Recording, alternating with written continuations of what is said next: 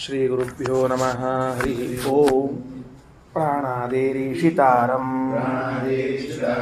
ಪರಮಸುಖನಿಧಿಂ ಸರ್ವದೋಷವ್ಯಪೇತಂ ಸರ್ವಾಂತಸ್ಥಂ ಸುಪೂರ್ಣಂ ಪ್ರಕೃತಿಪತಿಮಜಂ ಸರ್ವಬಾಹ್ಯಂ ಸುನಿತ್ಯಂ ಸರ್ವಜ್ಞಂ ಸರ್ವಶಕ್ತಿಂ ಸುರಮುನಿಮನೋಜಾದ್ಯೈಃ ಸದಾ ಸೇವ್ಯಮಾನಂ ವಿಷ್ಣುಂ ವಂದೇ ಸದಾಹಂ ಸಕಲ ಜಗದನಾದ್ಯಂತ ಮಾನಂದದಂ ತಂ. ಹಿಂದಕ್ಕೆ ಒಂದು ಮಾತು ಹೇಳಿದರು.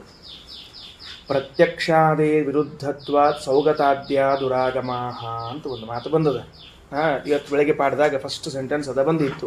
512ನೇ ಪುಟದಾಗ ನಿನ್ನೆ ಪ್ರತ್ಯಕ್ಷಾದೇಹಿ ಅಂತ ಹೇಳಿ ಬಂದಿತ್ತು, ಅಲ್ಲಿ ನಿಂತಿದ್ವಿ. ಸರಿ, ವಿಷಯ ಹೇಳ್ತೀನಿ, ಕೇಳಿಸ್ಕೊಳ್ರಿ. ಏನಂತಾರೀಗ ಶ್ರೀಮದಾಚಾರ್ಯರು ಈ 513ನೇ ಪುಟದಲ್ಲಿ ನಾವು ಓದ್ಲಿಕ್ಕೆ ಹೊರಟಿದ್ದೀವಿ. ಪ್ರತ್ಯಕ್ಷಂ ಅನುಮಾನಂಚ ವಾಕ್ಯಂಚೇತಿ ತ್ರಿಧಾ ಪ್ರಮಾ ಅಂತ ಓದಬೇಕಾಗಿದೆ. ಈಗ ಏನು ಮಾಡ್ಲಿಕ್ಕತ್ತಾರ ಆಚಾರ್ಯರು? ಪ್ರತ್ಯಕ್ಷ ಅಂದರೆ ಏನು, ಅನುಮಾನ ಅಂದರೆ ಏನು, ಆಗಮ ಅಂದರೆ ಏನು ಅಂತ ಅವುಗಳ ಲಕ್ಷಣವನ್ನು ಹೇಳಲು ಹೊರಟಿದ್ದಾರೆ. ಸರಿನಾ? 3 ತರಹದ ಪ್ರಮಾಣಗಳವ. ಆ 3 ತರಹದ ಪ್ರಮಾಣಗಳ ಲಕ್ಷಣವನ್ನು ಹೇಳಲಿಕ್ಕೆ ಆಚಾರ್ಯರು ಹೊರಟರು. ಯಾಕಂತ ರಘುತ್ತಮ ಸ್ವಾಮಿಗಳು ಪ್ರಶ್ನೆ ಮಾಡಿಕೊಂಡು ಉತ್ತರ ಕೊಡ್ತಾರೆ. ನಾವು ಬೆಳಗ್ಗೆ 3 ಅಂಶವನ್ನು ಓದಿದ್ದೀವಿ. ಪ್ರತ್ಯಕ್ಷ ಅನುಮಾನ ಆಗಮಗಳಿಗೆ ವಿರುದ್ಧವಾದದ್ದರಿಂದ ಬೌದ್ಧಾಗಮಗಳೆಲ್ಲವೂ ಕೂಡ ಅಪ್ರಮಾಣವೆನಿಸುತ್ತದೆ. ನಂಬರ್ 1. ಎರಡನೇದ್ದು, ಸದಾಗಮಗಳ ಸಂಖ್ಯಾ ಜಾಸ್ತಿ ಅದ, ಬೌದ್ಧಾದ್ಯಾಗಮಗಳ ಸಂಖ್ಯಾ ಕಡಿಮೆ ಅದ. ನಂಬರ್ 3, ಸದಾಗಮಗಳು ಸ್ವಭಾವತಃ ಪ್ರಬಲವಾಗ್ಯಾವ, ಉಳಿದದ್ದು ದುರ್ಬಲ ಆಗ್ಯಾವ. ಹಿಂಗೆ 3 ಅಂಶವನ್ನೇನು ಓದಿದ್ವಿ. ಅದರಲ್ಲಿ ಮೊದಲನೇ ಅಂಶವನ್ನು ಆಚಾರ್ಯ ಮತ್ತೆ ಎತ್ತುಕೊಂಡ್ರಿ. ಈಗ ಏನು? ಸೌಗತಾದಿ ಆಗಮಗಳು ಪ್ರತ್ಯಕ್ಷ ವಿರುದ್ಧವಾದದ್ದರಿಂದ ಮತ್ತೆ ಅಪ್ರಮಾಣ ಅನ್ನುವುದಾದರೆ ಪ್ರತ್ಯಕ್ಷ ಅನುಮಾನ ಆಗಮ ಅಂತೇನು ತಿಳಿಯದ ಹೊರತು ಅದರ ವಿರೋಧ ಬಂದು ಮಾತ್ರಕ್ಕೆ ಇವ್ಯಾಕೆ ಅಪ್ರಮಾಣ ಆಗಬೇಕು ಅಂತ ಪ್ರಶ್ನೆ ಬರ್ತದೆ. ಸರಿನಾ? ಹಂಗಾರೆ ಮೊದಲು ಆಚಾರ್ಯ ಏನು ವ್ಯವಸ್ಥೆ ಮಾಡ್ತಾರೆ ಈಗ ಅಂದ್ರೆ, ಇದಕ್ಕೆ ಅನುಮಾನ ಅಂತ ಕರೀತಾರೆ, ಇದಕ್ಕೆ ಆಗಮ ಅಂತ ಕರೀತಾರೆ, ಇದಕ್ಕೆ ಪ್ರತ್ಯಕ್ಷ ಅಂತ ಕರೀತಾರೆ ಅಂತ ಹೇಳಿದ ಮೇಲೆ, ಓಹೋ, ಪ್ರತ್ಯಕ್ಷ ಅನುಮಾನ ಆಗಮಗಳು ಅಂದರೆ ಇವು ಅಂತ ಆದರೆ ಇವುಗಳಿಗೆ ವಿರೋಧ ಬರ್ತಾ ಇದ್ದದ್ದರಿಂದ ಅವುಗಳನ್ನು ಅಪ್ರಮಾಣವೆಂದು ಕರೆಯಬೇಕು. ಸರಿ, ಈಗ ಪ್ರತ್ಯಕ್ಷಂ ಅನುಮಾನಂಚ ಅಂತ ವಾಕ್ಯ ತಗೊಳ್ರಿ. ಶುರು ಮಾಡುತ್ತೆ ಮುಂದೆ. ಮೊದಲನೆಯದ್ದು, ಪ್ರತ್ಯಕ್ಷಂ ಅನುಮಾನಂಚ ವಾಕ್ಯಂ ಚೇತಿ ತ್ರಿಧಾ ಪ್ರಮಾ ಉಪಮಾದ್ಯಂ ಪ್ರಮಾಣಂ ಯದೇತೇಷು ಅಂತರ್ಗತಂ ಹಿ ತತ್. ಒಮ್ಮೆ ಆಚಾರ ಹೈ ಲೆವೆಲ್ಗೆ ಹೋಗ್ಬಿಡ್ತಾರೆ, ತಿಳಿಯಂಗಿಲ್ಲ ನಮಗೆ. ಇದು ಆ್ಯಕ್ಚುಲಿ ಇದ್ದಿರಬೇಕು, ಬ್ರಹ್ಮತರ್ಕದ ವಾಕ್ಯ ಇರ್ಬೇಕು ನನಗೆ ಅನ್ಸಿ ಮಟ್ಟಿಗೆ. ಮುಂದಿನ ಪೇಜ್ನಾಗ ಎಲ್ಲೋ ಅದ. 515ನೇ ಪೇಜಾಗದ ಬ್ರಹ್ಮತರ್ಕ. ಬ್ರಹ್ಮತರ್ಕದಲ್ಲಿ ವೇದವ್ಯಾಸದೇವರು ಏನು ಮಾಡ್ಯಾರ ಅಂದ್ರೆ, ಪ್ರತ್ಯಕ್ಷ ಅನುಮಾನ ಆಗಮ ಅನ್ನೋದೇ 3 ಪ್ರಮಾಣಗಳು, ಇವು ಬಿಟ್ಟು ಬೇರೆ ಪ್ರಮಾಣಗಳು ಇಲ್ಲ ಅಂತ ಮೊದಲು ಹೊಡ್ತಾ. ಅಲ್ರಿ 3 ಹೆಂಗಂತೀರಿ? ಯಾಕೆ? ಉಪಮಾನ ಮತ್ತು ಅರ್ಥಾಪತ್ತಿ ಅಂತ 2 ಪ್ರತ್ಯೇಕ ಪ್ರಮಾಣಗಳವ. ಆ ಉಪಮಾನ ಮತ್ತು ಅರ್ಥಾಪತ್ತಿ ಎಂಬುವಂತಹ ಪ್ರಮಾಣವನ್ನು ನೀವು ಬಿಟ್ಬಿಟ್ರಲ್ಲ. ಅಂದರೆ ಬೇರೆ ಬೇರೆಯವರು ಒಪ್ಪಿಕೊಂಡ್ರು ಅದನ್ನು. ಉಪಮಾನ ಅನ್ನೋದನ್ನು ಕೆಲವರು ಪ್ರಮಾಣ ಅಂತಾರೆ, ಅರ್ಥಾಪತ್ತಿ ಎಂಬುದನ್ನು ಕೆಲವರು ಪ್ರಮಾಣ ಅಂತಂತಾರೆ. ಅಂದ ಮೇಲೆ ಅವನ್ನ ನೀವು ಹೆಂಗೆ ಬಿಟ್ರಿ ಅಂತ ಕೇಳಿದ್ರೆ ಅದಕ್ಕೆ ಉತ್ತರ ಕೊಡ್ತಾರೆ ವೇದವ್ಯಾಸದೇವರು. ಉಪಮಾದ್ಯಂ ಪ್ರಮಾಣಂ, ಯಾವ ಜನರು ಉಪಮಾನ ಮತ್ತು ಅರ್ಥಾಪತ್ತಿಗಳನ್ನು ಪ್ರಮಾಣವೆಂದು ಹೇಳುತ್ತಾರೋ ಅವೆರಡನ್ನು ಏತೇಷು ಅಂತರ್ಗತಂ, ಈ 3ರಲ್ಲಿಯೇ ಅವುಗಳು ಅಂತರ್ಭಾವಗೊಂಡಿವೆ. ಅಂದರೆ ಈ 3ರನ್ನು ಹೇಳಿದಾಗಲೇ ಅವೆರಡನ್ನು ಹೇಳಿದಂತೆ ಆಯಿತು. ಅದು ಹೆಂಗೆ ಏನಂಬುದನ್ನು ವಿವರಣೆ ಮಾಡ್ತಾರೆ, ಅದು ಮುಂದಿರಲಿ. ಸರಿಯಾ? ಹಂಗಾರೆ ಅದು ಸಾಮಾನ್ಯವಾಗಿ ಎಲ್ಲವನ್ನು ಅನುಮಾನದಲ್ಲಿ ಅಂತರ್ಭಾವ ಮಾಡ್ತಾರೆ. ನೋಡ್ಕೊಳ್ರಿ, ಏನು ಬರ್ಕೋಬೇಕು?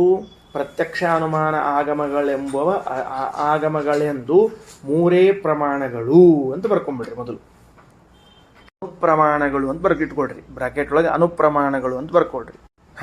ಏನಂತೀರಿ ನೋಡ್ರಿ. ಉಪಮಾದ್ಯಂ ಅಂದ್ರೆ, ಉಪಮಾ ಅಂದ್ರೆ ಸಾದೃಶ್ಯ, ಆದ್ಯ ಪದದಿಂದ ಮೊದಲಾದವುಗಳು ಅಂದ್ರೆ ಅರ್ಥಾಪತ್ತಿ, ಪರಿಶೇಷ, ಸಂಭವ, ಐತಿಹ್ಯ ಹಿಂಗೆಲ್ಲ ಬರ್ತಾವ. ಅವು ಮುಂದಿನ ವಾಕ್ಯದ ಬರ್ತಾವ. ಲೇವಣಂತ ಉಪಮಾ ಅನ್ನೋ ಶಬ್ದಕ್ಕೆ ಸಾದೃಶ್ಯ ಅಂತ ಅರ್ಥ. ಓಕೆ, ತಗೊಳ್ರಿ. ಈಗ ಇವು ಅಂತರ್ಗತವಾಗ್ಯಾವ ಅಂತ ವೇದವ್ಯಾಸದೇವರು ಮುಗಿಸಿಬಿಟ್ರು. ಇರೋದೇ 3 ತರಹದ ಪ್ರಮಾಣಗಳು. ಪ್ರತ್ಯಕ್ಷ ಅನುಮಾನ ಆಗಮಗಳೆಂಬುದು 3 ತರಹದ ಪ್ರಮಾಣಗಳು. ಬೇರೆಯವರು ಯಾರು ಉಪಮಾನ, ಅರ್ಥಾಪತ್ತಿ, ಸಂಭವ, ಪರಿಶೇಷ, ಐತಿಹ್ಯ ಅಂತ ಬೇರೆ ಬೇರೆ ಪ್ರಮಾಣಗಳನ್ನು ಹೇಳ್ತಾರೋ ಅವೆಲ್ಲವೂ ಕೂಡ ಈ ಮೂರರಲ್ಲೇ ಅಂತರ್ಭಾವಗೊಳ್ಳುತ್ತವೆ. ಮುಗಿಸಿದರು. ಪ್ರತ್ಯಕ್ಷ ಅಂದರೆ ಏನು ಅಂತ ಕೇಳಿದ್ರೆ ನಿರ್ದೋಷೇಂದ್ರಿಯ ಸಂಯೋಗ ಪ್ರತ್ಯಕ್ಷಮಿತಿ ಗೀಯತೆ. ಬಹಳ ಚಂದ ಲಕ್ಷಣ. ಪ್ರತ್ಯಕ್ಷ ಅಂದ್ರೆ ದೋಷರಹಿತವಾದ ವಸ್ತು, ದೋಷರಹಿತವಾದ ಇಂದ್ರಿಯ, ಇವುಗಳ ಸನ್ನಿಕರ್ಷಕ್ಕೇನೆ ಪ್ರತ್ಯಕ್ಷವೆಂದು ಹೆಸರು. ಬರ್ಕೊಳ್ರಿ. ದೋಷರಹಿತವಾದ ವಸ್ತು ಹಾಗೂ ಇಂದ್ರಿಯಗಳ ಸನ್ನಿಕರ್ಷಕ್ಕೇನೆ ಪ್ರತ್ಯಕ್ಷವೆಂದು ಹೆಸರು. ದೋಷರಹಿತವಾದ ವಸ್ತು ಹಾಗೂ ಇಂದ್ರಿಯ ಸನ್ನಿಕರ್ಷಕ್ಕೇನೆ ಪ್ರತ್ಯಕ್ಷವೆಂದು ಹೆಸರು. ಅಂದರೆ ಇದನ್ನು ಯಾಕೆ ಹಂಗೆ ಇಟ್ಟುಕೊಂಡ್ರು ಆಚಾರ್ಯರು ಅಂದರೆ ವೇದವ್ಯಾಸದೇವರಾಗಲಿ ಶ್ರೀಮದಾಚಾರ್ಯರಾಗಲಿ ಒಂದು ವೇಳೆ ಇಂದ್ರಿಯದಲ್ಲಿ ದೋಷವಿದ್ದರೂ ತಪ್ಪಾದ ಜ್ಞಾನ ಹುಡುತ್ತದೆ, ವಸ್ತುವಿನಲ್ಲಿ ದೋಷ ಇದ್ದರೂ ತಪ್ಪಾದ ಜ್ಞಾನ ಹುಡುತ್ತದೆ. ಹೀಗಾಗಿ ವಸ್ತುವಿನಲ್ಲೂ ದೋಷ ಇರಬಾರದು, ಇಂದ್ರಿಯದಲ್ಲೂ ದೋಷ ಇರಬಾರದು. ಆಗ ಮಾತ್ರ ಸರಿಯಾದ ಜ್ಞಾನ ಬರ್ತದೆ. ಅದಕ್ಕೆ ನಿರ್ದೋಷಾರ್ಥೇಂದ್ರಿಯ ಸಂಯೋಗ ಪ್ರತ್ಯಕ್ಷಮಿತಿ ಗೀಯತೆ. ಮುಗೀತು. ಇನ್ನು ನಿರ್ದೋಷ ಯುಕ್ತಿರನುಮ, ಅನುಮಾನದ್ದು. ನಿರ್ದೋಷ ಯುಕ್ತಿರನುಮ ಅಂದ್ರೆ ದೋಷರಹಿತವಾದ ಯುಕ್ತಿಗೆ ಅನುಮಾನವೆಂದು ಕರೆಯಲ್ಪಡುತ್ತದೆ. ಬರ್ಕೊಳ್ರಿ. ದೋಷರಹಿತವಾದ ಯುಕ್ತಿಗೆ ಅನುಮಾನ. ಅನುಮಾನ ಅಂತಂದ್ರೆ ಯಾವುದಕ್ಕೆ ಕರಿಬೇಕು? ಯುಕ್ತಿಗೆ ಕರಿಬೇಕೆ ಹೊರತಾಗಿ ಬೇರೆದಕ್ಕಲ್ಲ. ಕನ್ನಡದಲ್ಲಿ ಅನುಮಾನ ಅಂತ ಬಳಸ್ತಿರ್ತಾರೆ. ಆ ಅನುಮಾನ ಅಲ್ಲ. ಅನುಮಾನ ಅಂದ್ರೆ ಸಂಶಯ ಅಂತ ಅರ್ಥ. ಇಲ್ಲಿ ಅವ್ರು ಭಾಳ ಅನುಮಾನ ಮಾಡ್ತಾರೆ ಅಂತಂತಿರ್ತಾರೆ. ಭಾಳ ಅನುಮಾನ. ಕೆಲವು ಕಡೆಗೆ ಹೆಂಡತಿ ಭಾಳ ಗಂಡನ ಮೇಲೆ ಅನುಮಾನ ಮಾಡ್ತಾಳೆ ಅಂತಿರ್ತದೆ, ಕೆಲವು ಕಡೆ ಗಂಡ ಹೆಂಡತಿ ಮೇಲೆ ಭಾಳ ಅನುಮಾನ ಮಾಡ್ತಾನೆ ಅಂತಿರ್ತದೆ.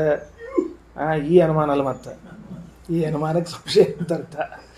ಅದಕ್ಕೆ ಸಂಸ್ಕೃತದೊಳಗಿನ ಅನುಮಾನಕ್ಕೆ ಅರ್ಥ ಏನು ಅಂತಂದ್ರೆ ದೋಷರಹಿತವಾದ ಯುಕ್ತಿ. ಇದಕ್ಕೆ ಅನುಮಾನ ಕರೀತಾರೆ.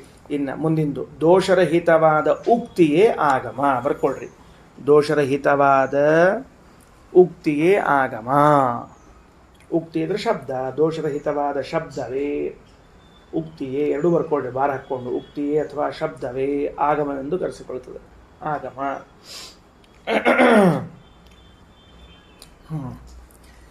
ಸರಿ ನೋಡ್ರಿ. ಪ್ರತ್ಯಕ್ಷಂ ಅನುಮಾನಂಚ ವಾಕ್ಯಂ ಚೇತಿ ತ್ರಿಧಾ ಪ್ರಮಾ.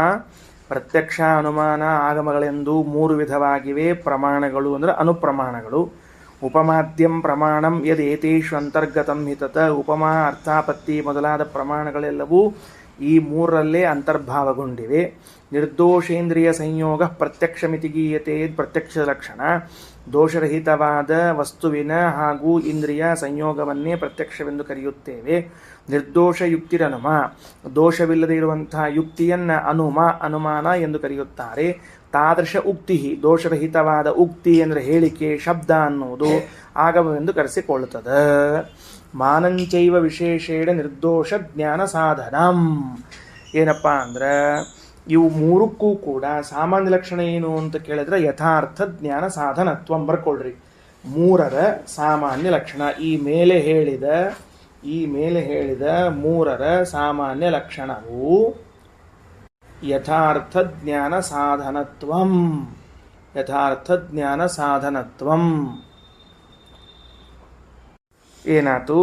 ಮಾನಂಚೈವ ವಿಶೇಷೇಣ ನಿರ್ದೋಷ ಜ್ಞಾನ ಸಾಧನಂ. ಸಾಮಾನ್ಯ ಲಕ್ಷಣ ಏನಪ್ಪ? ಯಥಾರ್ಥ ಜ್ಞಾನ ಸಾಧನತ್ವ ಅಂತನ್ನೋದು ಸಾಮಾನ್ಯ ಲಕ್ಷಣ. ರಘುತ್ತಮ ಸ್ವಾಮಿಗಳೊಂದು ಪ್ರಶ್ನೆ ಮಾಡ್ಕೊಂಡಾರೆ. ಈಗೇನು ಮಾಡಿದ್ರು ಅಂದ್ರೆ ಶ್ರೀಮದಾಚಾರ್ಯರು ಅರ್ಥಾತ್ ವೇದವ್ಯಾಸದೇವರ ಬ್ರಹ್ಮತರ್ಕದಲ್ಲಿ ಎರಡು ತರಹದ ಲಕ್ಷಣವನ್ನು ಕೊಟ್ರೀಗವರು. ಒಂದು ಪ್ರತ್ಯಕ್ಷ ಅಂದ್ರೇನು, ಎರಡನೇದು ಅನುಮಾನ ಅಂದ್ರೇನು, ಮೂರನೇದ್ದು ಆಗಮ ಅಂದ್ರೇನು ಅಂತ ಕೊಟ್ಟು ಆಮೇಲೆ ಮೂರರ ಸಾಮಾನ್ಯ ಲಕ್ಷಣವನ್ನು ಕೊಟ್ಟರು, ಯಥಾರ್ಥ ಜ್ಞಾನ ಸಾಧನತ್ವಂ ಅಂತ. ಹಂಗಾರೆ ಮೊದಲಿಗೆ ಹೇಳಿದ್ದು ವಿಶೇಷ ಲಕ್ಷಣ, ಈಗ ಹೇಳ್ತಿರೋದು ಸಾಮಾನ್ಯ ಲಕ್ಷಣ ಅಂತಾಯ್ತೀಗ. ಹೌದಿಲ್ಲೋ? ಅಂದ್ರೆ ದೋಷರಹಿತವಾದ ವಸ್ತು ಹಾಗೂ ಇಂದ್ರಿಯಗಳ ಸನ್ನಿಕರ್ಷವು ಪ್ರತ್ಯಕ್ಷ ಎಂದು ಕರೆಸಿಕೊಳ್ಳುತ್ತದೆ. ಇದು ವಿಶೇಷ ಲಕ್ಷಣ. ಯಥಾರ್ಥ ಜ್ಞಾನ ಸಾಧನ ಅನ್ನೋದು ಸಾಮಾನ್ಯ ಲಕ್ಷಣ. ಹೌದಾ? ಅದಕ್ಕೆ ರಘುತ್ತಮ ಸ್ವಾಮಿಗಳಂತಾರೆ, ಲೋಕದಲ್ಲಿ ಮೊದಲು ಸಾಮಾನ್ಯ ಲಕ್ಷಣವನ್ನು ಹೇಳಿ ಆಮೇಲೆ ವಿಶೇಷ ಲಕ್ಷಣ ಹೇಳೋ ಪದ್ಧತಿ ಅದ. ಇದಕ್ಕೆ ಯಾಕೆ ಬತ್ತು ಉಲ್ಟಾ ಮಾಡಿಕೊಂಡ್ರು ವೇದವ್ಯಾಸ ದೇವರು? ಮೊದಲು ವಿಶೇಷ ಲಕ್ಷಣ ಹೇಳಿ ಆಮೇಲೆ ಸಾಮಾನ್ಯ ಲಕ್ಷಣವನ್ನು ಯಾಕೆ ಹೇಳ್ಕೊಂಡ್ರು? ವಿಶೇಷ ಲಕ್ಷಣ ಅಂದರೆ ಏನು ಅಂದರೆ ಅದರಲ್ಲಿ ಮಾತ್ರ ಹೇಳಲಿಕ್ಕೆ ಬರುವ, ಬೇರೆ ಕಡೆಗೆ ಹೇಳಲಿಕ್ಕೆ ಬರದೇ ಇರುವುದನ್ನು ವಿಶೇಷ ಲಕ್ಷಣ ಅಂತ ಕರೀತಾರೆ. ಈಗ ಪ್ರತ್ಯಕ್ಷವೂ ಯಥಾರ್ಥ ಜ್ಞಾನ ಸಾಧನವಾಗಿದೆ, ಅನುಮಾನವೂ ಯಥಾರ್ಥ ಜ್ಞಾನ ಸಾಧನವಾಗಿದೆ, ಆಗಮವೂ ಯಥಾರ್ಥ ಜ್ಞಾನ ಸಾಧನವಾಗಿದೆ. ಇದು ಸಾಮಾನ್ಯ ಲಕ್ಷಣ. ದೋಷರಹಿತವಾದ ವಸ್ತು ಇಂದ್ರಿಯಗಳ ಸನ್ನಿಕರ್ಷ ಅಂತ ಅನ್ನೋದು ಪ್ರತ್ಯಕ್ಷ, ಇದು ಅನುಮಾನಕ್ಕೆ ಬರೋದಿಲ್ಲ. ದೋಷರಹಿತವಾದ ಯುಕ್ತಿ ಅನುಮಾನ, ಇದು ಆಗಮಕ್ಕೆ ಬರೋದಿಲ್ಲ. ದೋಷರಹಿತವಾದ ಶಬ್ದ, ಇದು ಪ್ರತ್ಯಕ್ಷಕ್ಕೂ ಬರುವುದಿಲ್ಲ, ಅನುಮಾನಕ್ಕೂ ಬರುವುದಿಲ್ಲ. ಅಂದಮೇಲೆ ಇದು ಸ್ಪೆಷಲ್ ಲಕ್ಷಣಗಳಾದವು, ವಿಶೇಷ ಲಕ್ಷಣಗಳಾದವು. ವಿಶೇಷ ಲಕ್ಷಣಗಳನ್ನು ಮೊದಲು ಹೇಳಿ ಸಾಮಾನ್ಯ ಲಕ್ಷಣವನ್ನು ಅನಂತರದಲ್ಲಿ ಹೇಳಿದರಲ್ಲ. ಯಾವಾಗಲೂ ಲೋಕ ವ್ಯವಹಾರ ಹೆಂಗಿರ್ತದೆ, ಮೊದಲು ಸಾಮಾನ್ಯ ಲಕ್ಷಣ ಹೇಳಬೇಕು. ಯಥಾರ್ಥ ಜ್ಞಾನ ಸಾಧನತ್ವಂ ಅಂತ ಮೊದಲು ಲಕ್ಷಣ ಹೇಳಿಬಿಟ್ಟು ಆಮೇಲೆ ಪ್ರತ್ಯಕ್ಷ ಅನುಮಾನ ಆಗಮಗಳನ್ನು ಹೇಳಬೇಕಾಗಿತ್ತು. ಹೀಗೆ ಆಕೆ ಕ್ರಮವನ್ನು ವ್ಯತ್ಯಾಸ ಮಾಡಿದರು ಅನ್ನೋದು. ಮೊದಲು ಪ್ರಶ್ನೆ ಏನು ಅಂತ ಅರ್ಥ ಆಯ್ತಿಲ್ಲೋ? ಪ್ರಶ್ನೆ ಏನು? ಎರಡು ತರಹದ ಲಕ್ಷಣವನ್ನು ಹೇಳ್ತಾರೆ. ಒಂದು ಸಾಮಾನ್ಯ ಲಕ್ಷಣ, ಮತ್ತೊಂದು ವಿಶೇಷ ಲಕ್ಷಣ. ಎರಡು ತರಹದ್ದು ಹೇಳ್ತಾರೆ. ಅದರಲ್ಲಿ ಪ್ರಶ್ನೆ ಏನು ಮಾಡಿಕೊಂಡಾರ? ವಿಶೇಷ ಲಕ್ಷಣ ಮೊದಲು, ಸಾಮಾನ್ಯ ಲಕ್ಷಣ ಅನಂತರ. ಯಾಕೆ? ಕ್ರಮ ರಘುತ್ತಮ ಸ್ವಾಮಿಗಳವರು ಉತ್ತರ ಕೊಡ್ತಾರೆ. ನಾನು ಭಾವಬೋಧವನ್ನು ಓದ್ಲಿಗತ್ತೀನಿ, ನೀವು ಕೇಳಿಸ್ಕೊಳ್ಳಿಗತ್ತೀರಿ. ಯದ್ಯಪಿ ಸಾಮಾನ್ಯ ಲಕ್ಷಣೋಕ್ತಿ ಪೂರ್ವಕಂ ವಿಶೇಷ ಲಕ್ಷಣ ಅಭಿಧಾನಂ ಪ್ರಾಪ್ತಂ ಪ್ರತಿಪತ್ತಿ ಸೌಕರ್ಯಾತ್. ಪ್ರತಿಪತ್ತಿ ಸೌಕರ್ಯ ಅಂದರೆ ತಿಳ್ಕೊಳ್ಳಿಕ್ಕೆ ಯಾವ್ದು ಈಸಿ? ಮೊದಲು ಸಾಮಾನ್ಯ ಲಕ್ಷಣ ಹೇಳಬೇಕು, ಆಮೇಲೆ ವಿಶೇಷ ಲಕ್ಷಣ ಹೇಳಬೇಕು. ಆಕಳು ಅಂದರೆ ಏನು ಅಂತಂದ್ರೆ ಅಷ್ಟು ಆಕಳಿಗೆ ಸಾಮಾನ್ಯವಾಗುವ ಲಕ್ಷಣ ಮೊದಲು ಹೇಳಿ, ಆಮೇಲೆ ನೀ ಯಾವ ಆಕಳು ಹೇಳಿಗತ್ತಿ ಅದೇ ಲಕ್ಷಣ ಹೇಳ್ಬೇಕಪ್ಪ. ಕೆಂಪಿರ್ತದೆ ನೋಡ್ದು ಆಕಳ ಅಂತಂದ್ಬಿಟ್ರೆ ಗೊತ್ತಾಗಂಗಿಲ್ಲ ಒಮ್ಮೆನೊಮ್ಮೆ. ಯಾಕಂದ್ರೆ ಎಲ್ಲ ಆಕಳು ಕೆಂಪಿರಂಗಿಲ್ಲ ರೀ, ಎಲ್ಲ ಆಕಳು ಕೆಂಪಿರಂಗಿಲ್ಲ. ನೀ ಹೇಳೋ ಆಕಳು ಅಂದಾಗ ಕೆಂಪಿರ್ತದೆ. ಅದಕ್ಕೆ ಲಕ್ಷಣ ಸಾಮಾನ್ಯ ಲಕ್ಷಣ ಅಂದಾಗ ಏನಾಗ್ತದೆ, ಎಲ್ಲದಕ್ಕೂ ಅಪ್ಲೈ ಆಗಿ ಸಾಮಾನ್ಯ ಲಕ್ಷಣ ಅನ್ಸ್ಕೊತ. ಆಮೇಲೆ ಮುಂದೆ ಏನಾಗ್ತದೆ, ಕೆಂಪದ ಆಕಳ, ಕರಿಯದ ಆಕಳ, ಬಿಳಿಯದ ಆಕಳ ಅಂತ ಹಿಂಗೆ ಹೇಳ್ಬೋದು. ಹೀಗಾಗಿ ಪ್ರತಿಪತ್ತಿ ಸೌಕರ್ಯ, ತಿಳುವಳಿಕೆ ಅನುಕೂಲ ಆಗಲಿ ಅಂತ ತಿಳ್ಕೊಂಡು ಮೊದಲು ಹೇಳೋದು ಸಾಮಾನ್ಯ ಲಕ್ಷಣವನ್ನು. ಮತ್ತು ಹಂಗಾರೆ ಯಾಕೆ ಹಂಗೆ ಹೇಳಿದರು ಶ್ರೀಮದಾಚಾರ್ಯರು ಅಥವಾ ವೇದವ್ಯಾಸ ದೇವರು ಅಂದರೆ ಅದಕ್ಕೆ ರಘುತ್ತಮ ಸ್ವಾಮಿಗಳು ತಥಾಪಿ ಸಾಮಾನ್ಯಸ್ಯ ವ್ಯವಹಾರೇಷು ಅನುಪಯೋಗಾತ್ ವಿಶೇಷಾಣಾಮೇವ ತದುಪಯೋಗಾತ್ ವಿಶೇಷ ಲಕ್ಷಣಾನ್ಯೇವ ಆದೌ ಉದಿತಾನಿ ಇತಿ ಭಾವ. ಸಾಮಾನ್ಯ ಲಕ್ಷಣವು ವ್ಯವಹಾರದಲ್ಲಿ ಉಪಯೋಗ ಬೀಳುವುದಿಲ್ಲ. ಇಲ್ಲಿ ಈ ಪ್ರಸಂಗದಲ್ಲಿ ಪ್ರತ್ಯಕ್ಷಾನುಮಾನ ಆಗಮಗಳು ಅನ್ನುವಾಗ ಯಾವ ವ್ಯಕ್ತಿಯೂ ಕೂಡ ಇದು ಯಥಾರ್ಥ ಜ್ಞಾನ ಸಾಧನ ಆಗಿದೇನೋ, ಇದು ಯಥಾರ್ಥ ಜ್ಞಾನ ಸಾಧನ ಆಗಿದೆ ಅಂತ ತಿಳ್ಕೊಳ್ಳೋಂಗಿಲ್ಲ. ಪ್ರತ್ಯಕ್ಷ ಅಂದ್ರೆ ಏನ್ರಿ, ಅನುಮಾನ ಅಂದ್ರೆ ಏನ್ರಿ, ಆಗಮ ಅಂದ್ರೆ ಏನ್ರಿ ಅಂತ ಹಿಂಗೆ ಕೇಳ್ತಾನೆ. ಅಂದಮೇಲೆ ಪ್ರತ್ಯಕ್ಷಾನುಮಾನ ಆಗಮ ಅಂತ ಶಬ್ದ ಪ್ರಯೋಗ ಮಾಡಿದಾಗ ಅವುಗಳ ಅಂದರೆ ಏನು ಅಂತ ಕೇಳ್ತಾನೆ ಹೊರತಾಗಿ ಇವುಗಳ ಸಾಮಾನ್ಯ ಲಕ್ಷಣ ಏನು ಅಂತ ಯಾರಿಗೂ ವ್ಯವಹಾರದಲ್ಲಿ ಬಂದೇ ಇಲ್ಲ. ಅದಕ್ಕೆ ವ್ಯವಹಾರದಲ್ಲಿ ಅನುಪಯೋಗಿಯಾದದ್ದರಿಂದ ಅನಂತರದಲ್ಲಿ ಹೇಳ್ಯಾರ, ಲಕ್ಷಣ ಹೇಳಲೇಬೇಕು ಅಂತದ್ದು ಹೇಳ್ಯಾರ. ಇನ್ನು ವ್ಯವಹಾರದಲ್ಲಿ ಉಪಯೋಗ ಬೀಳುವಂತಹದ್ದು ವಿಶೇಷ ಲಕ್ಷಣಗಳಾದ್ದರಿಂದ ಅವುಗಳನ್ನು ಮೊದಲು ಹೇಳ್ಯಾರ. ಅಂದರೆ ರಘುತ್ತಮ ಸ್ವಾಮಿಗಳ ಪ್ರಕಾರ ವ್ಯವಹಾರ ಉಪಯೋಗಿ ಅನುಪಯೋಗಿಯ ಮೇಲೆ ಭಾರ ಹಾಕಿ ಬರೆದಾರ ಶ್ರೀಮದಾಚಾರ್ಯರು ಅಥವಾ ವೇದವ್ಯಾಸ ದೇವರು ಅಂತ ತಿಳ್ಕೊಳ್ರಿ. ಕಲ್ಪನಾ ಬಂತ ಹೇಳಿದ್ದೆ ಅಂತ ರೈಟ್. ಹಂಗಾರೆ ಸಾಮಾನ್ಯ ಲಕ್ಷಣ ವಿಶೇಷ ಲಕ್ಷಣಗಳನ್ನು ಎರಡನ್ನೂ ಹೇಳಿದ್ದಾರೆ. ಇಂದು ಮುಂದಾಗಿ ಯಾಕೆ ಹೇಳಿದ್ದಾರೆ ಅಂತ ಕೇಳಿದರೆ ಸಾಮಾನ್ಯ ಲಕ್ಷಣಗಳು ವ್ಯವಹಾರದಲ್ಲಿ ಉಪಯೋಗ ಬರುವುದಿಲ್ಲ. ಯಾಕೆ ನೋಡ್ರಿ ಹೇಳ್ತೀನಿ. ಪ್ರತ್ಯಕ್ಷ ಅಂದರೆ ದೋಷರಹಿತವಾದ ವಸ್ತುಗಳು ಹಾಗೂ ಇಂದ್ರಿಯಗಳ ಸನ್ನಿಕರ್ಷವನ್ನು ಪ್ರತ್ಯಕ್ಷ ಅಂತಾರ. ಸರಿ, ಈ ಪ್ರತ್ಯಕ್ಷದಿಂದ ನಿನಗೆ ಯಥಾರ್ಥ ಜ್ಞಾನ ಹುಡುತದ ಅಷ್ಟು ತಲೆಗೆ ಹೋಗುವುದಿಲ್ಲ. ಒಮ್ಮೆ ನಮಗೆ ಈ ಪ್ರತ್ಯಕ್ಷವು ಯಥಾರ್ಥ ಜ್ಞಾನ ಸಾಧನವಾಗಿದೆ ಅಷ್ಟೇನು ತಲೆಗೆ ಹೋಗುವುದಿಲ್ಲ. ಪ್ರತ್ಯಕ್ಷ ಅಂದರೆ ಅಯ್ಯಂಘಟ ಅಂತ ಪ್ರತ್ಯಕ್ಷ ಬಂತು. ಇಲ್ಲೇನಾತಪ್ಪ ಪ್ರತ್ಯಕ್ಷ ಅಂದ್ರೆ ಏನಾಯ್ತು, ಇದು ಘಟಕ್ಕೆ ದೋಷ ಇದ್ದಿದ್ದಿಲ್ಲ, ನಿನ್ನ ಕಣ್ಣಿಗೆ ದೋಷ ಇದ್ದಿಲ್ಲ, ಎರಡೂ ಕಾಂಟ್ಯಾಕ್ಟ್ ಆಯಿತು, ಅಯ್ಯಂಘಟ ಜ್ಞಾನ ಬಂತು, ಮುಗಿದು ಹೊತ್ತಿಲ್ಲಿಗೆ. ಈ ಪ್ರತ್ಯಕ್ಷವು ಯಥಾರ್ಥ ಜ್ಞಾನ ಸಾಧನವಾಗಿದೆ ಅಂತನ್ನೋ ಜ್ಞಾನ ಸ್ವಲ್ಪ ವಿಳಂಬವಾಗಿ ಬರ್ತದೆ. ಅದಕ್ಕೆ ಅದನ್ನು ಸಾಮಾನ್ಯ ಲಕ್ಷಣವನ್ನು ಮೊದಲು ಹೇಳಿದೆ, ವಿಶೇಷ ಲಕ್ಷಣ ಮೊದಲು ಹೇಳ್ಯಾರ. ಸರಿ, ಇನ್ನು ನೋಡ್ರಿ, ಅರ್ಥಾಪತ್ತಿಶ್ಚ ಉಪಮಾಚ ಸಂಭವಾದ್ಯನುಮೈವತು. ಈಗ ಮುಂದಿನ ಶುರುವಾದವು. ಈಗ ಏನು ಶುರುವಾದವು ಅಂದರೆ ಅರ್ಥಾಪತ್ತಿ, ಉಪಮಾನ, ಸಂಭವ ಹಾಗೂ ಪರಿಶೇಷ ಇವು ಅನುಮಾನದಲ್ಲಿ ಅಂತರ್ಭಾವಗೊಳ್ಳುತ್ತವೆ. ಬರ್ಕೊಂಡಿಟ್ಕೊಳ್ರಿ. ಏನು ಬರ್ಕೋಬೇಕು ಈಗ ಅಂದ್ರೆ ಅವನು ಬರ್ಕೋಬೇಕು. ಅರ್ಥಾಪತ್ತಿ, ಉಪಮಾನ, ಉಪಮ ಹಾಕ್ಕೊಂಡು ಸಂಭವ ಪರಿಶೇಷ, ಸಂಭವ ಪರಿಶೇಷ ಇವೆಲ್ಲವೂ ಇವೇ ಮೊದಲಾದವುಗಳು ಅಥವಾ ಇವೆಲ್ಲವೂ ಅನುಮಾನದಲ್ಲಿಯೇ ಅಂತರ್ಭಾವ ಹೊಂದುತ್ತವೆ. ಇವೆಲ್ಲವೂ ಅನುಮಾನದಲ್ಲಿಯೇ ಅಂತರ್ಭಾವ ಹೊಂದುತ್ತವೆ. ಇಲ್ಲಿ ಅಂತರ್ಭಾವ ಅಂತ ಶಬ್ದ ಬಳಸ್ತಾರಲ್ಲ, ಅದರ ಅರ್ಥ ಏನು ಅಂದ್ರೆ ಏಕಕಾರ್ಯಕಾರಿ ಅಂತ ಅರ್ಥ. ಏಕಕಾರ್ಯಕಾರಿ ಅಂದ್ರೆ ಅನುಮಾನವು ಏನು ಕೆಲಸವನ್ನ ಮಾಡ್ತದೋ ಅದೇ ಕೆಲಸವನ್ನು ಇದು ಮಾಡ್ತಿರುವಾಗ ಪ್ರತ್ಯೇಕ ಯಾಕೆ ಇಟ್ಕೋತೀರಿ? ಏಕಕಾರ್ಯಕಾರಿ ಅಂತ ಒಂದು ಅರ್ಥ. ಈಗ ಎರಡು ತಂಬಿಗೆ ತಗೊಂಡು ಹೊಂಟಿದ್ದ ಅಂತ ಇಟ್ಕೊಳ್ರಿ, ಎರಡು ಯಾಕೋ ಅದು ಬರ್ತದಲ್ಲಿ ಇದು ಬರ್ತದೆ ಅಥವಾ ಬರ್ತದಲ್ಲಿ ಇದು ಅಂತಾರ. ಅದರೊಳಗೆ ಇದು ಬರ್ತದಲ್ಲ ಅಂದ್ರೇನು, ಎರಡನೇ ತಂಬಿಗೆ ಏನು ಕೆಲಸ ಮಾಡಬೇಕಾಗ್ಯದ? ನೀರು ತುಂಬೋದು, ಕುಡಿಯೋದು. ಮೊದಲೇ ತಂಬಿಗೆದೇ ಮಾಡ್ತದೆ. ಇದ್ರೊಳಗೆ ಅದು ಅಂತರ್ಭಾವ ಆಯಿತು ಅಂದ್ರೆ ಏಕಕಾರ್ಯಕಾರಿ ಅಂತ ಅರ್ಥ. ಎರಡೂ ಒಂದೇ ಕೆಲಸ ಮಾಡ್ತಾವ, ಬರ್ಕೊಂಡು ಇಟ್ಕೊಳ್ರಿ. ಅಂತರ್ಭಾವ ಈಸ್ ಈಕ್ವಲ್ ಟು ಏಕಕಾರ್ಯಕಾರಿ, ಒಂದೇ ಕೆಲಸ ಮಾಡುವಂತಹದ್ದು. ಅನ್ನೋ ಶಬ್ದ ಅರ್ಥ ತಿಳ್ಕೊಂಡ್ವಿ. ಏಕಕಾರ್ಯಕಾರಿ ಅಂತ ನೋಡ್ರಿ. ಆಚಾರ್ಯ ಯಾವುದನ್ನ ಎಲ್ಲಿ ನಮ್ಮ ಅಂತರ್ಭಾವ ಮಾಡ್ಯಾರ?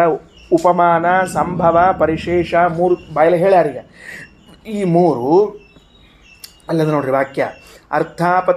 ಅರ್ಥಾಪತ್ತಿಶ್ಚೋಪಮಾಚ ಸಂಭವಾದ್ಯನುಮೈವತ್ತು ಅಂತ ತಿಳ್ಕೊಂಡು, ಹಂಗಾರ ಅರ್ಥಾಪತ್ತಿ ಅಂದ್ರೆ ಏನು ಅಂತ ತಿಳ್ಕೊಂಡಂತ ಅದ್ರ ಕೆಲಸ ಇದೇನು ಕೆಲಸ ಮಾಡ್ಲಿಕ್ಕತ್ತದ? ಅನುಮಾನ ಮಾಡ್ತದೆ. ಆಮೇಲೆ ಪ್ರತ್ಯೇಕ ಯಾಕೆ ಬೇಕು? ಉಪಮ ಅನ್ನೋದು ಏನು ಕೆಲಸ ಮಾಡ್ಲಿಕ್ಕತ್ತದ? ಅದನ್ನು ಅನುಮಾನ ಮಾಡ್ತದೆ. ಆಮೇಲೆ ಪ್ರತ್ಯೇಕ ಯಾಕೆ ಬೇಕು? ಆಮೇಲೆ ಸಂಭವ ಅನ್ನೋದೇನದ ಅಲ್ಲ, ಸಂಭವ ಅಂದ್ರೆ ಏನು? ಪಾಸಿಬಿಲಿಟಿ ಅಂತ ಅರ್ಥ. ಅಂದ್ರೆ ಅದು ಈಗ ಅವನ ಕಡೆ 100 ಅವ ಅಂತಂದ್ರೆ 50 ಅವ ಅಂತ ಅರ್ಥ. ಅದಕ್ಕೆ 100 ಅವ ಇಲ್ಲೋ 50 ಅವ ಅಂತ ಅರ್ಥ. ಪ್ರಶ್ನೆ ಇಲ್ಲೇ ಇಲ್ಲ. ಇದರಲ್ಲಿ ಅರ್ಥಾಪತ್ತಿ ಅಂದ್ರೆ ಏನು ಅಂತ ಪ್ರಶ್ನೆ. ಅರ್ಥಾಪತ್ತಿ ಅಂದ್ರೆ ನೋಡ್ರಿ, ಒಬ್ಬ ವ್ಯಕ್ತಿ ಬದುಕಿದ್ದಾನಂತ ಇಟ್ಕೊಳ್ರಿ. ಬದುಕಿದ್ದಾನ, ಜೀವನ್ ದೇವದತ್ತ ಗೃಹೇ ನಾಸ್ತಿ ಅಂತ ಒಂದು ವಾಕ್ಯ ಬಂತು ಅಂತ ಇಟ್ಕೊಳ್ರಿ. ಬದುಕಿದ್ದಾನ, ಅವೇನು ಸತ್ತಿಲ್ಲ. ಬದುಕಿರುವಂತಹ ದೇವದತ್ತನು ಮನೆಯಲ್ಲಿ ಇಲ್ಲ ಅಂತಂದ್ವಿ. ಈಗ ದೇವದತ್ತಂತೂ ಬದುಕಿದ್ದಾನ, ಅದನ್ನ ಬದುಕಿದ್ದು ಮೊದಲಿನ ತಲೆ ತಗೋಬೇಡ್ರಿ, ವಿಷಯ ಗೊತ್ತಿರಲಿ ಅಂತ ಅಷ್ಟ. ದೇವದತ್ತನು ಮನೆಯಲ್ಲಿ ಇಲ್ಲ, ದೇವದತ್ತನು ಮನೆಯಲ್ಲಿ ಇಲ್ಲ, ಆದ್ರೆ ಬದುಕಿದ್ದಾನ. ಹಂಗಾರೆ ಈ ವಾಕ್ಯವನ್ನು ಹೊಂದಿಸ್ಬೇಕು ಅಂದ್ರೆ ಏನ್ ಮಾಡ್ಬೇಕು? ಹೊರಗಿದ್ದಾನೆ ಅಂತ ಒಂದು ವಾಕ್ಯ ಹೇಳ್ಬೇಕು ನೀವು. ಇದನ್ನೇ ಅರ್ಥಾಪತ್ತಿ ಅಂತ ಕರೀತಾರೆ. ಇದೊಂದು ಪ್ರತ್ಯೇಕ ಪ್ರಮಾಣ ಅಂತ ಕೆಲವರ ಅಭಿಪ್ರಾಯ. ಶ್ರೀಮದಾಚಾರ್ಯ ಅಂದ್ರು ಇದು ಅನುಮಾನನೇ ಆಯ್ತಲ್ಲ. ಮನೆಯಲ್ಲಿ ದೇವದತ್ತನು ಇಲ್ಲ, ಯಾಕೆಂದ್ರೆ ಹೊರಗಡೆ ಹೋದದ್ದರಿಂದ ಅನುಮಾನ್ಯ ಆಯಿತು. ಇದನ್ಯಾಕೆ ಮತ್ತೆ ಅರ್ಥಾಪತ್ತಿ ಅಂತ ಪ್ರತ್ಯೇಕ ಪ್ರಮಾಣ ಕರಿತೀರಿ? ಅನುಮಾನ ಮಾಡುವ ಅರ್ಥಾಪತ್ತಿ ಏನದ ಅದು ಅನುಮಾನ ಕೆಲಸ ಮಾಡ್ತದೆ, ಮುಗಿದು ಹೊತ್ತು ಮತ್ತೆ ಇನ್ನಲ್ಲಿ ಬೇಕಾಗಿಲ್ಲ ಅಂತ. ಅರ್ಥಾಪತ್ತಿ ಅಂತ ಅನ್ನೋದು ಒಂದು. ಇನ್ನು ಎರಡನೇದ್ದು ಸಾದೃಶ್ಯ ಅಂತಂದ್ರೆ ಏನು ಅಂದ್ರೆ, ಸಾದೃಶ್ಯ ಅಂತನ್ನೋದು ಜ್ಞಾನ ಸಾಧನ ಆಗಿದೆ ನೋಡ್ರಿ. ಈಗ ಗೋ ಸದೃಶ ಗವಯ ಅಂತ ಒಂದು ವಾಕ್ಯ ಪ್ರಯೋಗ ಮಾಡ್ತೀವಿ. ಅಂದ್ರೆ ಕಾಡಿನಾಗಿರೋ ಆಕಳ, ಊರಿನಾಗಿರೋ ಆಕಳ ಎರಡು ಬೇರೆ ಬೇರೆ ರೀ. ಆ್ಯಕ್ಚುಲಿ ಎರಡು ಬೇರೆ ಬೇರೆ ನಾವು, ಆದ್ರೆ ಒಂದೇ ಥರ ಇರ್ತಾವೆ ನೋಡ್ಲಿಕ್ಕೆ. ಊರಾಗಿದ್ದದನ್ನ ಗೋ ಅಂತ ಕರೀತಾರೆ, ಕಾಡಿನಾಗಿದ್ದದನ್ನ ಗವಯ ಅಂತ ಕರೀತಾರೆ ಸಂಸ್ಕೃತದೊಳಗೆ. ಗೊತ್ತಾಯ್ತಾ? ಊರಾಗಿದ್ದದ್ದು ಗೋ, ಕಾಡಿನಾಗಿದ್ದದ್ದು ಗವಯ. ಗೋ ಸದೃಶ ಗವಯ ಅಂತ ಹೇಳಿದಾಗ ಈಗ ಒಬ್ಬ ಕಾಡಿಗೆ ಹೊಂಟಿದ್ದ, ಹೇಳಿದ್ರು ನೋಡು ಕಾಡಿನಾಗ ಆಕಳು ಇರ್ತಾವ, ಎಮ್ಮೆ ಇರ್ತಾವ, ಹುಷಾರು ಅಂದವ. ಹೌದೇನ್ರಿ, ಕಾಡಿನಾಗಿನ ಆಕಳು ಹೆಂಗಿರ್ತಾವ್ರಿ ಅಂತ ಕೇಳ್ದ. ಗೋ ಸದೃಶ ಗವಯ, ಇಲ್ಲೇನ ಹಿಂಗ ಇರ್ತಾವ ನೋಡು ಅಂತ ಇಷ್ಟು ಹೇಳ್ದ. ಇದರಿಂದ ಏನಾಯ್ತು? ಈಗ ಅವನಿಗೆ ಸಾದೃಶ್ಯದಿಂದ ಜ್ಞಾನ ಹುಟ್ಟುಕೊಂಡಿತು. ಆಕಳಿನಂತೆ ಇದೆ ಅನ್ನೋ ಮಾತಿನಿಂದಾಗಿ ಅವನಿಗೆ ಅಲ್ಲಿ ಗಾಡಿಗೆ ಹೋದಾಗ ಜ್ಞಾನ ಹುಟ್ಕೊಳ್ತು. ಹಿಂಗಾಗಿ ಅವರೇನಂತಾರೆ, ಸಾದೃಶ್ಯ ಅಂತನ್ನೋದು ಜ್ಞಾನಜನಕ ಆಯ್ತು, ಈಗ ಜ್ಞಾನದ ತಂದೆ ಆಯಿತು ಅನ್ನೋದು ಪ್ರತ್ಯೇಕ ಹೇಳೋಣ ಅಂತಕೊಂಡು ಶ್ರೀಮದಾಚಾರ್ಯ ಅಂತಾರೆ. ಅನುಮಾನದಲ್ಲೇ ಬರ್ತದಲ್ಲ ಇದು ಕೂಡ, ಇದನ್ನು ಅನುಮಾನದಲ್ಲೇ ಹೇಳಿಕ್ ಬರ್ತದೆ, ಪ್ರತ್ಯೇಕ ಯಾಕೆ ಹೇಳಬೇಕು? ಗೌಹು ಗವಯ ಗೋ ಸದೃಶ ತತ್ ಸದೃಶವತ್ವ ಅಥವಾ ತದ್ವತ್ ಅಂತ ಒಂದು ಅನುಮಾನವನ್ನು ಮಾಡ್ಲಿಕ್ಕೆ ಬಂದ ಬರ್ತದೆ. ಅಂದಮೇಲೆ ಅನುಮಾನದಿಂದಲೇನೆ ಹೇಳಿಕ್ಕೆ ಬರ್ತದೆ, ಇದನ್ನು ಪ್ರತ್ಯೇಕ ಮಾಡೋದು ಬೇಕಾಗಿಲ್ಲ. ಇದೆಲ್ಲ ಅಗ್ದಿ ಸಂಕ್ಷೇಪದಾಗದ, ವಿಸ್ತಾರ ಹೋದಾಗ ಸ್ಪಷ್ಟ ಕಲ್ಪನಾ ಬರ್ತದೆ. ಇದಾದ ಮೇಲೆ ಇನ್ನೂ ಏನಾಗ್ತದೆ ಅಂತಂದ್ರೆ ಆಗಮದಲ್ಲಿ ಬರ್ತದೆ. ಕೆಲವು ಪ್ರತ್ಯಕ್ಷದೊಳಗೂ ಬರ್ತದೆ. ಈ ಪ್ರತ್ಯಕ್ಷ ಬರೋದು ಹೆಂಗ ಅಂದ್ರೆ, ಈ ಅವಳಿ ಮಕ್ಕಳು ಇರ್ತಾರೆ, ಟ್ವಿನ್ಸು, ಸಾದೃಶ್ಯ, ಇವರು ಇವರು ಎಂಬುದೇಲಿ ಬರ್ತಾವೆ. ಅವಳಿ ಜ್ಞಾನ ಅಂಬೋದು ಪ್ರತ್ಯಕ್ಷದಿಂದ ಬರ್ತಾವೆ ನಮಗೆ. ಅದರಿಂದ ಅದು ಸಾದೃಶ್ಯದಿಂದ ಹೊಸದಾಗಿ ಜ್ಞಾನ ಬರಲಿಲ್ಲ, ಪ್ರತ್ಯಕ್ಷದಿಂದ ಜ್ಞಾನ ಬಂತು. ಇಬ್ಬರನ್ನ ನೋಡಿದ್ವಿ, ಅವಳಿ ಮಕ್ಕಳನ್ನ ನೋಡಿದ ಕೂಡಲೇ ಜ್ಞಾನ ಬಂತೋ ಇಲ್ಲೋ, ಇಲ್ಲೇನು ಸಾದೃಶ್ಯದಿಂದ ಬಂದ ಏನು ನಮಗೆ? ಪ್ರತ್ಯಕ್ಷದಿಂದ ಬಂದದೆ. ಅವಳಿ ಮಕ್ಕಳು ಸಾದೃಶ್ಯ ಇರ್ತದೋ ಇಲ್ಲೋ? ಇದ್ದೇ ಇರ್ತದೆ, ಮ್ಯಾಕ್ಸಿಮಮ್ ಇರ್ತದೆ, ಕೆಲವು ಕಡೆ ಇರುವುದಿಲ್ಲ ಅಂತ ಇಟ್ಕೊಳ್ರಿ. ಹೆಚ್ಚು ಕಡಿಮೆ ಅವಳಿ ಮಕ್ಕಳು ಸಾದೃಶ್ಯ ಇರ್ತದೆ. ಆ ಸಾದೃಶ್ಯ ಮೊದಲನೇ ಮಗನ ಸಾದೃಶ್ಯವು ಎರಡನೇ ಮಗನಲ್ಲಿದೆ, ಎರಡನೇ ಮಗನ ಸಾದೃಶ್ಯವು ಮೊದಲನೇ ಮಗನಲ್ಲಿದೆ, ಅದಕ್ಕೆ ಜ್ಞಾನ ಬಂತು ಅಂತ ಎಲ್ಲ ನೋಡಿದ್ವಿ. ಓ ನೀವು ಟ್ವಿನ್ಸ್ ಅಂತ ಕೇಳ್ಬಿಟ್ಟು ಮುಗಿದು ಹೋಯ್ತು. ಇದೆಲ್ಲ ಇಲ್ಲ, ಇದು ಪ್ರತ್ಯೇಕ ಯಾಕೆ ಬೇಕು? ಪ್ರತ್ಯಕ್ಷದಲ್ಲೇ ಬರ್ತದೆ. ಅದರಿಂದ ಅದು ಸಾದೃಶ್ಯದಿಂದ ಅಂತ ಬೇಕಾಗಿಲ್ಲ. ಇಷ್ಟು ಹೇಳಿದರು, ಸರಿನಾ? ಸಂಭವ ಅನ್ನೋದಂತರೂ ಬಂದೇ ಬರ್ತದೆ. 100 ಇದ್ದವನ ಕಡೆಗೆ 50 ಅದ ಅನ್ನೋದು ಸಂಭವ. ಇನ್ನು ಪರಿಶೇಷ ಅಂತ ಒಂದದ ಕೊನೆಯದು ಬರ್ಕೊಂಡಿರೋದನ್ನ ಪರಿಶೇಷ ಅಂಬೋದನ್ನ ಅದನ್ನು ಬರ್ಕೊಂಬಿಟ್ರಿ. ಪರಿಶೇಷ ಅಂತದ ಬರ್ಸಿನಲ್ಲ. ಪರಿಶೇಷ ಅಂದ್ರೆ ಏನು ಗೊತ್ತೇನು? ಉಳಿದದ್ದು. ಪರಿಶೇಷ ಅನ್ನೋ ಶಬ್ದಕ್ಕೆ ಉಳಿದದ್ದು. ಈಗ ಇಬ್ರು ಬಂದಿದ್ರು, ಒಬ್ಬ ಚೈತ್ರ ಇನ್ನೊಬ್ಬ ಮೈತ್ರ ಅಂತ ಇದ್ದ ಅಂತ ಇಟ್ಕೊಳ್ರಿ. ಚೈತ್ರ ಮೈತ್ರ ಅಂತ ತಿಳ್ಕೊಂಡು ಇಬ್ರು ಹೊತ್ತಿನಾಗ ಇವಂತರು ಚೈತ್ರನ ಅಂದಮೇಲೆ ಉಳಿದವ ಯಾರು? ಮೈತ್ರ ಅಂತ ಆಯ್ತು. ಅಷ್ಟೇ ವಿಶೇಷ. ಅವನೇ ಪರಿಚಯ ಮಾಡಿಕೊಡ್ಲಿಲ್ಲ. ಅದಕ್ಕೆ ರಘುತ್ತಮ ಸ್ವಾಮಿ ಬರೀತಾರೆ, ಪ್ರಸಕ್ತ ಪ್ರತಿಷೇಧೆ ಪರಿಶಿಷ್ಯಮಾಣೆ ಬುದ್ಧಿ ಪರಿಶೇಷ. ಇಬ್ಬರಲ್ಲಿ ಪ್ರಸಕ್ತ ಪ್ರತಿಷೇಧೆ. ಇವ ಚೈತ್ರ ಏನು ಅಂತ ಬಂದಾಗ ಅಲ್ಲ ಅಂತ ಬುದ್ಧಿವಂತ. ಯಾಕಂದ್ರೆ ಚೈತ್ರ ಅಮ್ಮೋ ನಂಗೆ ಪರಿಚಯ ಇದ್ದಾನೆ ಈಗಾಗಲೇ ಚೈತ್ರ ನನಗೆ ಪರಿಚಯ ಇದ್ದದ್ರಿಂದ ಎರಡನೇ ವ್ಯಕ್ತಿಯಲ್ಲಿ ಚೈತ್ರನ ಜೊತೆಗೆ ಮೈತ್ರ ಬಂದಾನ. ಆ ಮೈತ್ರನಲ್ಲಿ ಚೈತ್ರ ಬುದ್ಧಿ ಬರ್ಲಿಕ್ಕೆ ಹತ್ತಿತ್ತು ನನಗೆ. ಇವನು ಚೈತ್ರೇನು ಅಂತ ಪ್ರತಿಷೇಧ. ಅಲ್ಲ ಅವ ಚೈತ್ರ ಅನ್ನಲಿ ಇವ ಅಲ್ಲ ಅಂತ ಬಂದ್ಬಿಡ್ತು. ಅಂದ್ರೆ ಇನ್ಯಾರು ಆಗ್ಬೇಕವ? ಮೈತ್ರನೇ ಆಗಬೇಕು ಅಂತ ಬಂತು. ಇದು ಪರಿಶೇಷ ಪ್ರಮಾಣ ಅಂತ ಕರೀತಾರೆ. ನಮ್ಮಲ್ಲಿ ಅವ್ರು ಬಿಟ್ಟು ಇವ್ರು ಯಾರು? ಕಣ್ಣೆ ಮುಂಚೆ ಕಾಡೆ ಗೂಡೆ ಅಂತಂತಿದ್ದಿಲ್ಲ. ಅದೇ ಪರಿಶೇಷ ಪ್ರಮಾಣ. ಅದು ಪರಿಶೇಷ ಪ್ರಮಾಣದಿಂದಲೇ ಹೇಳಿದ್ದು. ಅದನ್ನ ಕಣ್ಣಿಗೆ ಬಟ್ಟಿ ಕಟ್ಟಿ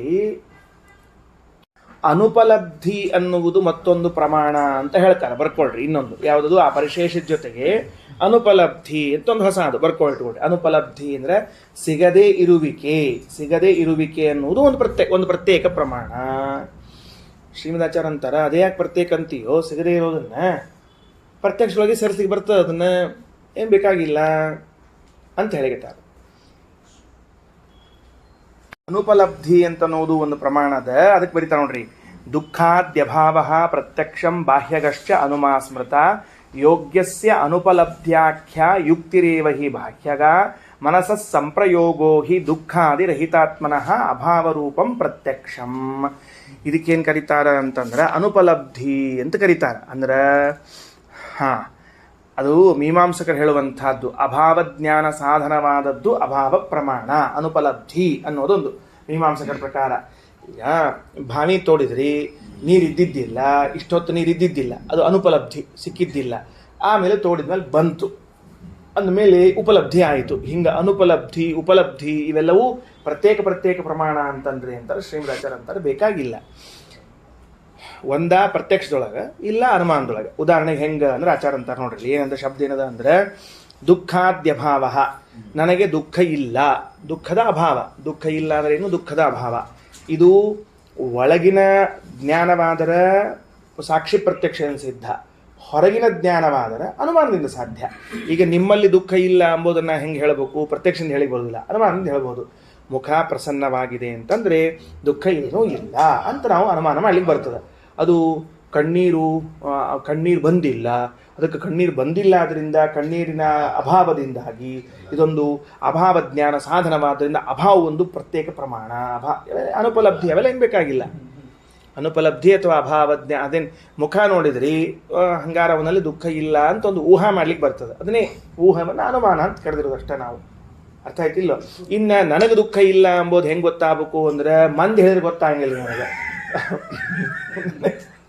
ನನಗೆ ದುಃಖ ಇಲ್ಲ ಎಂಬುದು ನನಗೇ ಗೊತ್ತಾಗಬೇಕು, ಸಾಕ್ಷಿಯಿಂದ ಗೊತ್ತಾಗಬೇಕು. ಹೊರತಾಗಿ ಅದಕ್ಕೆ ಕೆಲವು ಸಾಕ್ಷಿ ಸಿದ್ಧ ವಸ್ತುಗಳು ಅಂತವ ನಮಗೆ ಗೊತ್ತಾಗಬೇಕು ಅಂತ.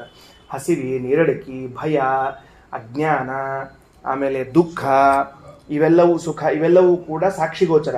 ನಮ್ಮ ಆತ್ಮಕ್ಕೆ ಗೋಚರ ಆಗಬೇಕು. ಹೊರತಾಗಿ ಬೇರೆಯವರಿಂದ ಗೊತ್ತಾಗೋದಲ್ಲ. ಸ್ವಪ್ನ ಮನಸ್ಸಿಗೆ ಗೋಚರ ಅಲ್ಲ, ಮನಸ್ಸಿಗೆ ಗೋಚರ ಆಗ್ತದೆ. ಇಲ್ಲಿ ಆತ್ಮಕ್ಕೆ ಗೋಚರ ಆಗೋದು ಹೇಳಿರ್ತೀವಿ. ಇದನ್ನ ಅದು ಮನಸ್ಸಿಗೆ ಗೋಚರ ಆಗ್ತದೆ. ಸ್ವಪ್ನ ಆತ್ಮಕ್ಕೆ ಗೋಚರವಾಗೋದನ್ನ ಹೇಳಿಕತ್ತೀವಿ. ಬರಬಹುದು. ಆಯ್ತಾ ನೋಡ್ರಿ. ದುಃಖಾದ್ಯಭಾವ ಪ್ರತ್ಯಕ್ಷಂ ಬಾಹ್ಯಗಶ್ಚ ಅನುಮಾಸ್ಮೃತ. ದುಃಖಾದ್ಯಭಾವ ಇದು ಪ್ರತ್ಯಕ್ಷದಲ್ಲೇ ಸೇರಿಸಬಹುದು. ಅದಕ್ಕೆ ಅಭಾವ ಜ್ಞಾನ ಸಾಧನವಾದದ್ದು ಅಭಾವ ಪ್ರಮಾಣ ಅಥವಾ ಅನುಪಲಬ್ಧಿ ಅಂತ ತಿಳ್ಕೊಂಡು ಹೇಳ್ಬೇಡ್ರಿ. ಬಾಹ್ಯಗಶ್ಚ ಹೊರಗಿಂದ ಆದರೆ, ಅಂದ್ರೆ ಇನ್ನೊಬ್ಬರದಾದ್ರೆ ಅನುಮಾನ ಅಂತ ಹೇಳ್ರಿ. ಯೋಗ್ಯಸ್ಯ ಅನುಪಲಬ್ಧ್ಯಾಖ್ಯ ಯುಕ್ತಿರೇವ ಹಿ ಬಾಹ್ಯಗ. ಯೋಗ್ಯವಾದದ್ದು ಸಿಗದೆ ಹೋಗುವಿಕೆ. ಇದೊಂದು ಎರಡನೇದಿದು. ಅನುಪಲಬ್ಧಿ ಅನ್ನೋದು ಒಂದು, ಅಭಾವ ಅಂತ ಮತ್ತೊಂದು. ಅನುಪಲಬ್ಧಿ ಬರ್ಕೊಂಡ್ರಿಲ್ಲೋ ಅದರಂತೆ ಅಭಾವ ಒಂದು ಬರ್ಕೊಳ್ರಿ. ಅಭಾವ ಒಂದು ಬರ್ಕೊಂಡ್ಬಿಡ್ರಿ. ಅಭಾವ ಒಂದು ಪ್ರಮಾಣ, ಅನುಪಲಬ್ಧಿ ಅನ್ನೋದು ಒಂದು ಪ್ರಮಾಣ ಅಂತ ಆಗಿದೆ. ಅದನ್ನೂ ಒಂದು ಪ್ರಮಾಣ ಅಂತ ಮಾಡ್ಕೊಂಡ್ರೆ ಬಟ್ ಬೆಳೆಸ್ಕೋತ ಹೋಗ್ಯಾರ ಅವರು. ಪರಿಶೇಷ ಸಂಭವ ಇತಿಹ್ಯ ಅನುಪಲಬ್ಧಿ ಅಭಾವ. ಅನುಪಲಬ್ಧಿ ಇದು ಅಭಾವದ್ದಾಯಿತು. ಈಗ ಅನುಪಲಬ್ಧಿ ಯೋಗ್ಯಸ್ಯ ಅನುಪಲಬ್ಧಿ. ಯೋಗ್ಯವಾಗಿರ್ತದೆ ಆದ್ರದ್ದು ಅನುಪಲಬ್ಧ ಆಗಿರ್ತದೆ. ಯೋಗ್ಯವಾದ ವಸ್ತು ಇರ್ತದೆ ಆದ್ರೆ ಸಿಕ್ತಿರಂಗಿಲ್ಲ. ಅದಕ್ಕೆ ಅದನ್ನೊಂದು ನಾವು ಪ್ರಮಾಣ ಅಂತಂತೀವಿ ನೋಡ್ರಿ. ಯೋಗ್ಯವಾಗಿ ಏದಾದರೂ ಸಿಕ್ಕಿಲ್ಲ ಅಂದಮೇಲೆ ಇದೊಂದು ಪ್ರಮಾಣ ಅಂತೀವಿ ಅಂದ್ರೆ ಬೇಕಾಗಿಲ್ಲ. ಯಾಕೆ? ಯುಕ್ತಿರೇವ ಹಿ. ಯುಕ್ತಿ ಅಂತ ತಿಳ್ಕೊಳ್ಬೇಕು. ಅದನ್ನು ಬೇರೆ ಏನು ಹೇಳೋ ಅವಶ್ಯಕತೆ ಇಲ್ಲ. ಯಾಕ ಯುಕ್ತಿರೇವ ಹಿ ಬಾಹ್ಯಗ, ಹೊರಗಿಂದ ಆದ್ರೆ ಯೋಗ್ಯಸ್ಯ ಅನುಪಲಬ್ಧ್ಯಾಖ್ಯ ಯುಕ್ತಿರೇವ ಹಿ ಬಾಹ್ಯಗ ಮನಸ ಸಂಪ್ರಯೋಗೋ ಹಿ ದುಃಖಾದಿರಹಿತಾತ್ಮನಿ ಅಭಾವರೂಪಂ ಪ್ರತ್ಯಕ್ಷಂ ಅಂತ ಹೇಳ್ತಾ ಇದ್ದಾರೆ. ಮನಸ್ಸ ಸಂಪ್ರಯೋಗ ಅಂದ್ರೆ ಮನಸ್ಸಿನ ಸನ್ನಿಕರ್ಷ. ಅದೇ ಆತ್ಮನಿಗೆ ದುಃಖ ಇಲ್ಲ ಅಂತನ್ನುವುದು ಅಂದ್ರೆ ನನಗೆ ದುಃಖ ಇಲ್ಲ ಅಂತನ್ನುವುದು ಮನಸ್ಸಿನ ಸನ್ನಿಕರ್ಷದಿಂದಾಗಿ ನನಗೆ ದುಃಖ ಇಲ್ಲ ಎಂಬುವಂಥ ಪ್ರತ್ಯಕ್ಷ ಬರ್ತದೆ. ನನಗೆ ಗೊತ್ತಾಯ್ತಾ? ಮನಸ್ಸಿಗೂ ಆತ್ಮನಿಗೂ ಸಂಬಂಧವಾಗ್ತದೆ. ಮನಸ್ಸಿಗೂ ಆತ್ಮನಿಗೂ ಸಂಬಂಧವಾಗಿ ನನಗೆ ದುಃಖವಿಲ್ಲ ಅನ್ನೋ ಜ್ಞಾನ ಉಂಟಾಗ್ತದೆ ಒಳಗಿಂದ. ಆದ್ರೆ ಹೊರಗಿಂದ ಆದ್ರೆ ಯುಕ್ತಿಯಿಂದ ಮತ್ತೆ ಅನುಮಾನದಿಂದ ಅವನಿಗೆ ದುಃಖ ಇಲ್ಲ ಎಂದು ಹೇಳಿಕ್ ಬರ್ತದೆ. ಅಂತೂ ಇವೆಲ್ಲವನ್ನೂ ಪ್ರತ್ಯಕ್ಷ ಹಾಗೂ ಅನುಮಾನಗಳಲ್ಲೇ ಸೇರಿಸ್ಲಿಕ್ಕೆ ಬರ್ತದೆ ಅಂತ ಇಷ್ಟೇ ತಾತ್ಪರ್ಯ. ಕೆಲವು ಭಾಗಗಳನ್ನು ಪ್ರತ್ಯಕ್ಷದಲ್ಲೂ ಕೆಲವು ಭಾಗಗಳನ್ನು ಅನುಮಾನದಲ್ಲೂ ಸೇರಿಸ್ರಿ ಅಂತ ಒಟ್ಟಾರೆ ತಾತ್ಪರ್ಯ. ಸರಿ, ನಾವೆಲ್ಲಿಂದ ಎಲ್ಲಿ ತನಕ ಓದ್ಕೊಂಡು ಬಂದೀವಿ? ಪ್ರತ್ಯಕ್ಷಂ ಅನುಮಾನಂಚ ವಾಕ್ಯಂ ಚೇತಿ ತ್ರಿಧಾ ಪ್ರಮಾ ಉಪಮಾದ್ಯಂ ಪ್ರಮಾಣಂ ಯದೇತೇಶ್ವಂತರ್ಗತಂ ಹಿತತ್. ಇವೆಲ್ಲವೂ ಅಲ್ಲಿ ಅಂತರ್ಭೂತ ಮಾಡ್ರಿ ಅಂತ ಹೇಳ್ಬಿಟ್ಟು ನಿರ್ದೋಷೇಂದ್ರಿಯ ಸಂಯೋಗ ಪ್ರತ್ಯಕ್ಷಮಿತಿ ಗೀಯತೆ.